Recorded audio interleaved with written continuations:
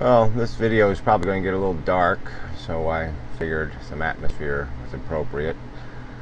I might make such a mess of it that it won't be so dark because it'll be funny. But anyway, yeah, if you take my philosophy to its end, um, there's a point you reach, that I reach, where I've drawn certain conclusions. I mean, I know I can fix 90% of the world's problems. I mean, the bullshit, I don't think war is necessary. I don't think it's inevitable. I don't think it's unpreventable. I don't think the whole economic system is bullshit. I mean, you can have incentive economics. You can have all the capitalism you need. You don't need trillionaires. You don't need any of this bullshit. I mean, obviously we have created a system where we keep people good and desperate, so they're just barely fighting for food in their pot, and because they're so caught up in that struggle, they don't even have time to have this kind of conversation. They don't even have time to contemplate what their fucking life means, because they're too busy trying to dig parasites out of their skin. So anyway, ideally, or not even ideally, I think realistically, we can come a lot closer to perfection than we are. And for me personally, as one of the beings caught up in this thing who didn't choose to be here, somebody else's decision, somebody else took that risk and decided for me that, oh yeah, well, we'll just see what happens, and hopefully the kid comes out happy and normal and everything will be wonderful. Well, that's fine. He won't be a perfectionist, and he won't find 4 million flaws in this wonderful, magical, fun thing called life. Well, it didn't work out that way for me anyway, personally. I'm not an unhappy person, but yeah, there's people use the word unacceptable and it doesn't mean anything. Well, to me, it does kind of mean something. I find a lot of this shit unacceptable. I mean, if I had my choice, if I was in some black dead space that was just warm and comfortable, no complaints, don't need anything, don't have a penis, don't have anything to feed, yeah, I'd say, somebody offered me life, and I'd say, well, what are you going to pay me? I mean, no, yeah, you can have that. I can live without that bullshit.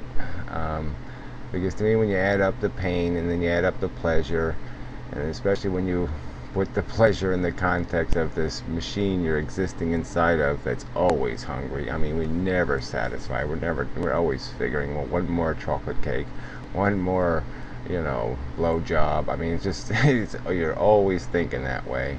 You never really had enough, and so that keeps you interested. It keeps you here. And you push yourself through the pain because we don't have a survival instinct. We have a feel better instinct. I mean, animals don't survive on purpose.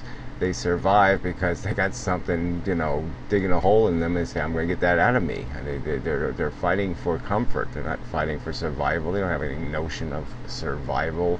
They don't have any notion of perpetuating their species. They don't have any of that crap, and yet we use these metaphors that just make the whole thing sound romantic and pretty and lovely. Mother Nature, and and then the fucking Darwinists, I love Charles Darwin. It's just terrible that people have just taken this evolution concept to this social evolution crap, this social Darwinism, where somehow this struggle crap is some sort of a necessary, and somehow is proving our society or improving our society because we're creating a bunch of sadistic motherfuckers who'll do anything to get ahead. Well, sorry, no, that doesn't work either. So anyway, years ago, contemplating this stuff, I came to this conclusion, and it's a very depressing conclusion. Because I was trying to figure out the equation. I mean, what is the cost to benefit equation in judging life on Earth? I mean, what do if we look at it, what do we come up with? What do we put on the one side of the scale, and what do we put on the other side of the scale? What are the pluses and what are the minuses? And when I looked at it, I said, well, wait a minute. If all we're doing is fulfilling our needs, if all we're doing is satisfying needs, what are we actually accomplishing? So, I mean, I've touched on this in other videos, but now I'm throwing it straight out there. We're not doing anything. We're not accomplishing anything. we're not repairing anything. We're not building anything. All we're doing is feeding need, and then we recreate the need. We just keep doing it. We keep perpetuating the need, and you know. And then I thought about it. You took it one step further. So let's say I drew this conclusion that life wasn't worth living. You can't even escape. I mean, you can kill yourself, but what good does that do you? Because you know tomorrow some new person's going to be born, is going to be conscious, and it's not going to be you, but you know what I mean. It's effectively the same thing. They're going to have this self-awareness thing, and it might as well be you. And so you're just trapped in the same shithole. You're trapped here. And if I'm thinking to myself, well, I wouldn't want to live the life of 90%, I mean, for me personally, to tell you the truth, it's 99.9999% of the human beings on this planet. If I wouldn't want to live their life or be them, you know, that's a glaring problem. Because guess what? That's what's going to happen. I mean, a friggin' airplane could land on me now, and I'm still trapped here in a way. I mean, I can die, but I can't really die. Because consciousness is going to be here tomorrow, and it's going to be just as real and just as, you know, whatever to somebody else, the new victim.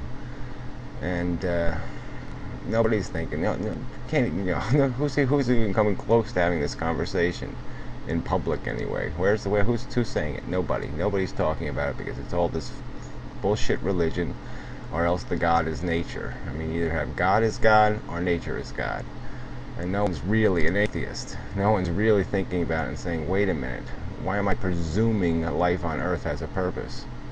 Why am I presuming this is something we should be perpetuating just for the sake of perpetuating it? Because let's do the equation. Let's do the friggin' fucking math. I mean, what do we get? What do we accomplish in living? What is the benefit to the universe? Having this blue ball with a bunch of parasites on it. And that's what we are. We're fucking parasites on a planet. You know, complex compounds. So if you took human intelligence out of the equation, what do you have? You have a bunch of animals eating each other. It's just, you know, come on, get real. And you know, look at the statistics. Most of them die before they're a year old, and all this. I mean, it's just, life is brutal out there. And we keep covering it up because it's easy. It's comforting. It's better. It's, you know, the psychology is built that way. We are built to have positives reinforced, okay, and to ignore the negatives, to not dwell on them, to just get over them. And so we can have some horrible, awful, just, you know, terrible experience. And when it's over, it's over. I mean, certainly we remember it. But remember it as something, oh yeah, it's over. Isn't that great? It's over. And we don't have to relive it. But let's say if the bargain was you had to relive it. Let's, you know, and that's the reality. That is the reality. And there's no point in pretending. I mean, I can tell you a story. I mean, I had a grandmother who lived to be 107 years old. Had 104 great years. You know, excellent years. And then died horribly for 3 years. And I'm saying to myself, well, I wonder if you gave her the bargain. If you said to her, well, now you're going to come back and live again. And you got to live the same exact life. And you have to do those last 3 years again. I'm wondering whether she'd say, whew, man, those were some bad 3 years. You know, in spite of how good the 105 were, yeah, maybe I wouldn't take the bargain, you know, the 104. You know, and that's the irony here, is that, you know, we don't get to make this choice. We don't decide to be here. We don't get to say, well, yeah, I'll take life, but, you know, cut off the fat and cut off the gristle and cut off the other bullshit that I don't want. You know, you got to take it for everything that it is. And if we're going to sit there and endorse life, then we have to endorse the fact that, you know, whatever, 50% of the world's population is, you know, well, I think it's 70% or 65% or whatever the number is living either under a dirt roof or on a dirt floor. You know, most human consciousness is it's not making videos with candles in a nice comfortable house, who's had the benefit of you know, reading fancy books, and that's the reality.